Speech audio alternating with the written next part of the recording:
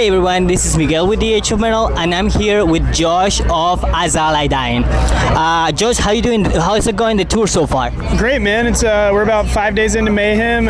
It's really, really hot everywhere, and having really good shows so far. The audiences have been great. Okay, how does it feel to share the stage with legends like Motorhead, Anthrax, Slayer, and even Slipknot?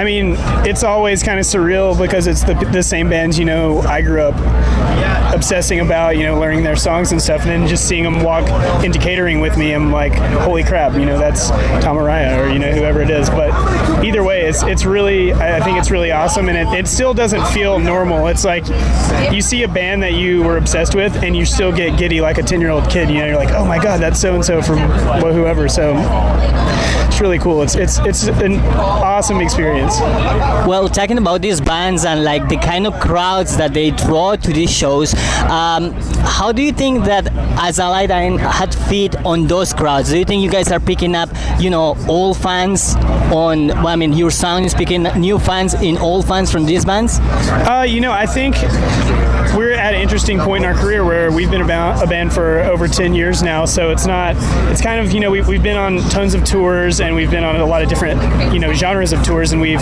kind of been able to draw fans from all over the place. Because, we'll still look out and we'll be surprised that there's these 14-year-old kids that are into our band. But, at the same time, we'll be doing a signing like I just walked over from a signing where there was 55-year-old dudes that were telling me that was the first time they've seen us, and they were stoked. So it's cool because I think that now that we've been around for a while and done a lot of tours with bands that, have made a name for themselves, like Slayer and Slipknot, the older crowd takes us more seriously, I think, maybe, and that's just a combination of, hearing the name, and I think just our sound, progressing as well. Well, that's great to hear that you guys are picking up old fans for your music. Well, I mean, last month you played Don't Loud in the UK, Castle Donington. How was the show, and did you guys run into Black Sabbath? Yeah, well, we didn't run into Black Sabbath when we were there. We had to leave the festival a little early because the day we played, it was Metallica. But we played with Metallica. We were seeing them walking around throughout the day, Steel Panther, bands like that. So it's really cool. Download was amazing. We opened up the main stage, and it's like one of those places that you hear about when you're a kid. You're like, the Monsters of Rock or whatever at Donington, and Iron Maiden at Donington. So it's just cool to play at a place that has such history. Nice to hear. Well, let's talk about Awaken, your new album. What is the idea behind the album, and what do you think that you guys did different from the Powerless Rise? Well, I didn't write the lyrics, so I guess I'm kind of speaking on behalf of Tim, but I know that the lyrics on a lot of the songs kind of describe like an overall just awakening overall of just realizing that things that you've accepted your whole life, that you maybe need to look into them more, and that you're finally realizing that. And as far as things we've done differently, I mean, the record was written in a very similar way compared to the other records, I guess, but what was different is, we had Bill Stevenson. He's a drummer of Black Flag and Descendants, and he's, a really renowned producer. He's done stuff Rise Against, Bad Religion, just, a lot of punk and hardcore legends. And so it was cool to have the perspective of a guy that wasn't, jaded by metal, kind of. Stuff like that we were doing, he was looking at it in a songwriting overall sense, and not like this part isn't shreddy or this part isn't this or that, it's not metal enough. He was looking at it as just a song. So it was cool that he had that perspective, and that's the one thing I could say was that differs from some of the last records we've done. You held open casting in LA for the shooting of the video, A Great Foundation. How'd that go? It went great. The whole concept of the video, which, without giving away too much, it was kind of supposed to be a small show atmosphere, and that's the reason we wanted some people who were willing to hang out all day and mosh and run around, because we didn't want a bunch of people that showed up thinking that they're just going to stand there and be an extra when we really needed a lot out of them. Like, by the end of the day, people had sprained ankles, busted noses, broken fingers and stuff. So it was really intense. I mean, it was people, moshing, circle pitting, and us playing, all day. So it turned out really intense for what we've seen of it yet. We haven't seen the final edit, but as we were going, we would see clips, and it looked really cool. So great to hear. Well, it's no doubt that Azal I Dying is one of the founding fathers of what we call now metalcore.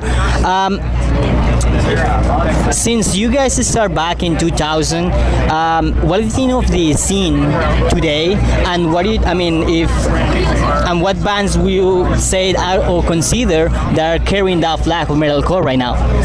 Well, it's it's such a broad definition, I guess, for metalcore. But I mean, I think the scene now is awesome. Like a lot of people would complain because maybe metalcore or just metal in general, sometimes it comes in waves. And right now it's popular. It's really popular. There's a festival that's all metal bands right now, and that's pretty awesome in my opinion. But there's some people who they prefer their music to stay underground because they feel like it's closer to them if it's just theirs. But I think it's a great time for metal. We're on Mayhem, which is all metal bands, and then there's, to me, even though I would still consider us a young band because I'm 25 years old and most of the band is under 30. Like, we've been around for a while, so it's kind of we're kind of viewed almost as veterans now, like you said.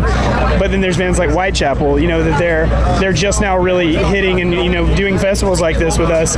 And to me, they're one of the most exciting new heavy bands that we've toured with in a while. And I mean, we've heard them a lot. We played with them right when they signed to Metal Blade. We hadn't really heard of them that much, and just seeing in the past 4 years how much they've just surged in popularity and just how much better they've gotten. It's really awesome. Like, their new record to me is phenomenal. I love it. Great. Well, I mean, after Mayhem Fest, you guys going back to Europe with Trivium for a run around for how many, 20 dates? Yeah, 20, 25 dates, I think. What are you expecting from that crowd, right? I mean, this time around, knowing that pretty much the summer festivals are over. Well, usually, or a lot of times in Europe, the crowd gets a lot more raucous because, I mean, and as bad as this is, we do a lot of all ages shows in the States because we want our younger fans to be able to come, but there's no drinking age in Europe. So there's, these young, excited kids that are all just drinking booze all day before they come to a show because there's no laws against it. So the shows end up being a little bit crazier sometimes there just because of that. There's people that are just freaking out running around like 14 drunk 14-year-olds. So it's pretty funny to watch. But yeah, they get a little crazy over there. I see. Well, after the release of the album, that tour with Trivium, what is next for As I Lie Dying?